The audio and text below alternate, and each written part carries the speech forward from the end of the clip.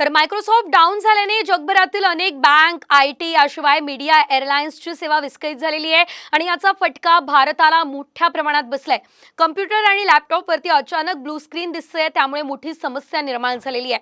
Windows सुरू होण्यासाठी अजून 5 ते 10 तास लागणार आहेत, अशी नवीन अपडेट समोर आलेली आहे.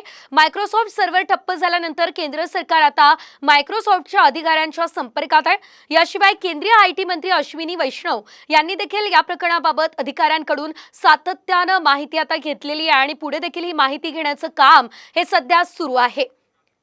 मात्र आणखी 5 ते 10 तास लागू शकतात, ही माहिती मायक्रोसॉफ्टने दिलेली आहे. नेमकं कशामुळे मायक्रोसॉफ्ट शटडाऊन झालेलं आहे पाहूयात.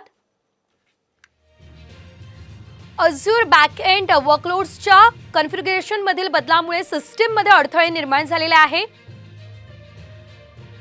स्टोरेज आणि कॉम्प्युटर रिसोर्सेस मधील अडथळ्यामुळे कनेक्टिव्हिटीची समस्या निर्माण झाली आहे.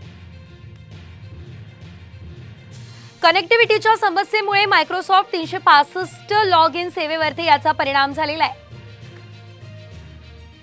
तर क्रोडस्ट्राईक या कंपनीने शटडाऊनच्या कारणांचा शोध घेतलाय.